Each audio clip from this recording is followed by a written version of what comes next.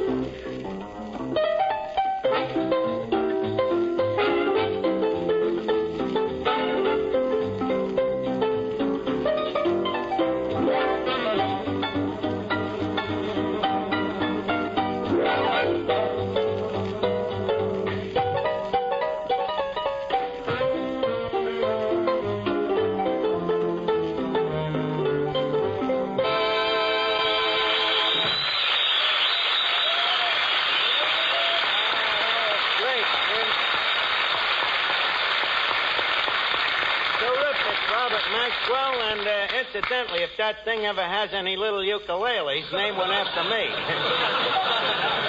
Now, to continue our cruise down Santa Claus Lane, we next hear from that great singing duet, Clifton Finnegan and Miss Duffy.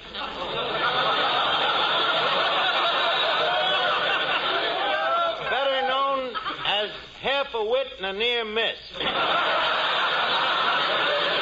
This is 3rd Avenue's answer to the atomic bomb. Okay, take it away. Sleigh bells ring. Are you listening?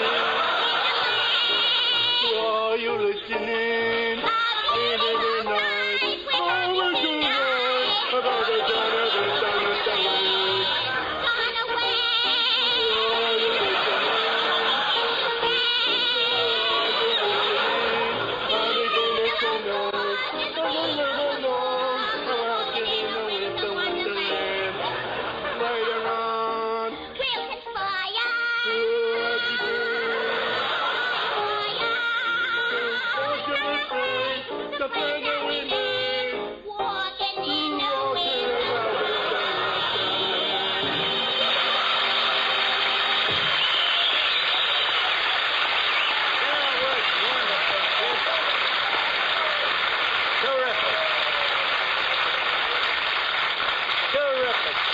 Finnegan and Miss Duffy, you sounded like Jeanette MacDonald with a half Nelson on Eddie.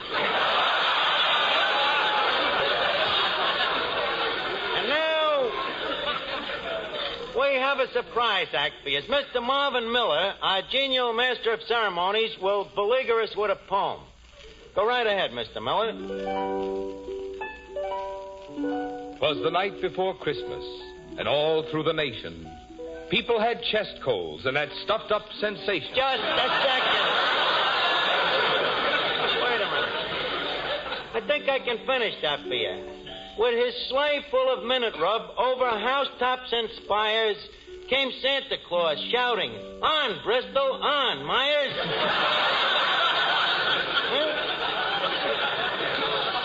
Okay, Mr. Miller, you may now lapse into prose, if you please.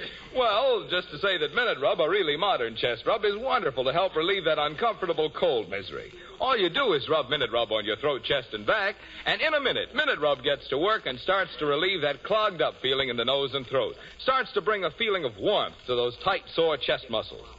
And because Minute Rub is greaseless and stainless, it can't stain clothes or bed linens. So get a jar of Minute Rub and get relief from annoying cold misery the modern way, the greaseless, stainless Minute Rub way.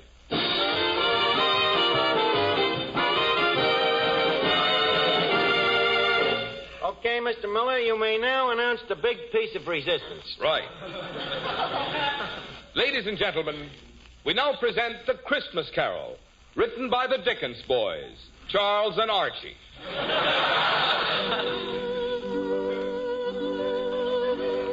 As our scene opens, we find Ebenezer Scrooge, played by Archie, preparing to go to bed in his miserable little room on Piccadilly Square. All England is agog with Yuletime spirit. But for miserable old Ebenezer Scrooge, there is no Christmas. At the moment, we find him in an ugly mood, writing in his diary. Dear diary, had a pleasant day today. Bankrupted 3 widows, foreclosed 12 mortgages, and drove 9 families out into the snow. Barefooty, of course.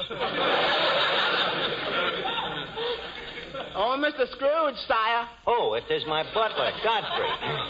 What do you want, my man Godfrey? It's getting mighty cold in here. Do you think we can afford to throw another twig on the fire? Heavens to Betsy, man, you threw one on last Friday. Do you think these twigs grow on trees? I know, but it's getting cold in here. There's icicles on the window. So what, ain't you never seen icicles on a window before? Not on the inside, sire. Oh, before I forget, the widow Scratchit called this morning. Scratchit. Is, she the widow of Willie Scratchit? I mean, Willie Scratchit? Yes. She's the one you work to death squeezing limes in your lime house. She says you promised to pay her a pension of 2 pence a week. Well, get rid of her, Godfrey. If I have to go around paying 2 pence a week to every widow in Wessex, I wouldn't have a pair of pence to me name. Besides, it ain't my fault that husband of hers didn't save nothing out of what I gave him every week. But, sire, how much can one say about a 10 lashes a week? Bah, humbug. But the widow's downstairs starving, sire. Can't we at least give her a piece of bread? Oh, leave her starve. Them poor people is all alike. Greedy, huh, boss? Yeah. Give them bread today, and tomorrow they're back asking for water. Yeah, but, sire, this is Christmas. Christmas, how I hate it. Christmas trees, presents, happy people, goodwill. I hate Christmas. Yeah, but why do you feel this way, sire? I'll tell you why, Knave. Because I am a black-hearted, tight-fisted, bitter, stingy old skinflint. Oh, Duffy, not you, me.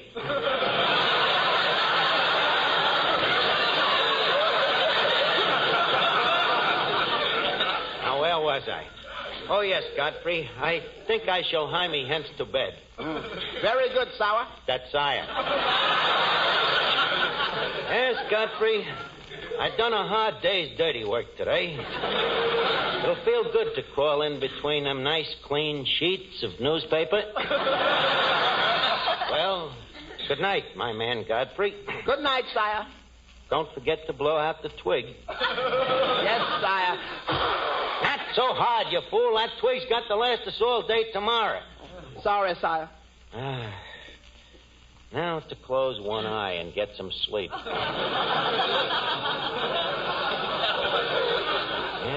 got a big day tomorrow.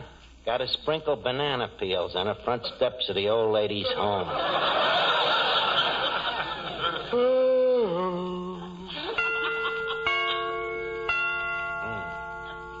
Got to remember to get them chimes made softer. No sense in letting the neighbors hear the time for nothing.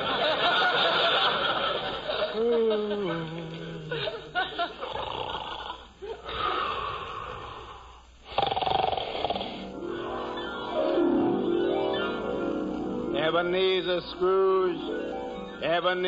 Scrooge, wake up. Who's calling me? Who are you?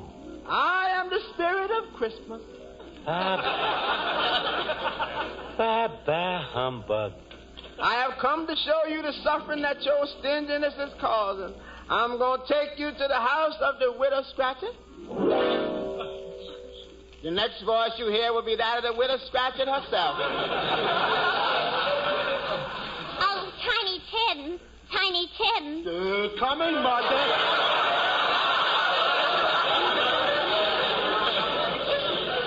Close the door, Tim. The flies are coming in, and we haven't got enough to eat ourselves. Mama, I am weak with hunger. I know it, my poor boy. Ain't we got nothing in the house? Even a crusted swieback? Not even a herring. Tim, land sakes, this floor is cold. Where are your shoes? Come on, son, speak up. Where are your shoes?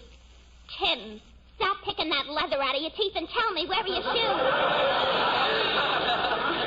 Oh, Tim, you didn't eat them. Of course I did, Mama. I am only a little tot. My body must have nourishment. Mama, why is Ebenezer Scrooge so wicked? Oh, he isn't really wicked, son. He's just socially maladjusted. He hates to part with a buck. Oh, yeah? Well, I still say it's wicked of him to starve a nice little boy like me to death. Did you hear that, Ebenezer Scrooge? You have caused all this suffering with your stinginess. Spirit, you got me dead to rights. All of a sudden, I behold how low I have sank. Well, Ebenezer, what are you going to do about it? I'm going to give 50,000 pounds to Tiny Tim and Mrs. Scratchit. And the rest of my money, I will give to nothing but orphan asylums. Every one of them, from Essex to Wessex, from Wessex to Sussex, and as far north as Norsex. And I want to thank you, Spirit of Christmas. You have lighted up the way for me. You have learned me that it is better to give than to receive. Hello? Mrs. Duffy? Huh? He's over in the corner crying like a baby?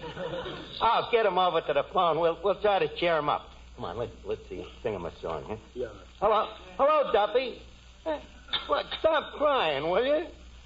Well, I know, and we love you, too, but Christmas ain't supposed to be sad. Duffy, cheer up. It's Christmas is supposed to be gay. It's holly wreaths and Santa Claus and Prancer and Dancer and Dunder and Pilsner and...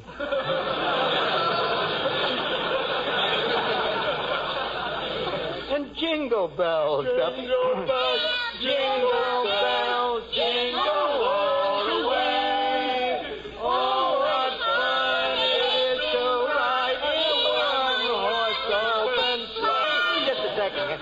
Hey, does that make you feel better, Duffy? Huh? What a softy. He's crying harder than ever.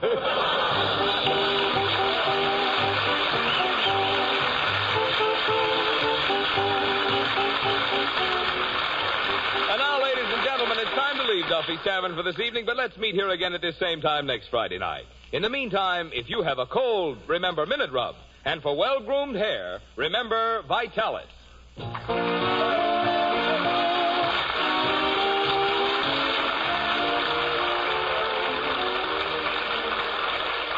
Did you know this? The Egyptians of long ago shaved themselves with seashells. Yes, and shell razors must have been mighty hard on a man's face. Of course, even today with the most modern razors, shaving can still be painful for men with tender faces. But now there's Ingram shaving cream. That rich Ingram lather helps condition your face for the razor. You enjoy cool, soothing shaves. You better try Ingram yourself. Remember, comfort means coolness. Coolness means Ingram. I-N-G-R-A-M. Ingram, the cooler shaving cream.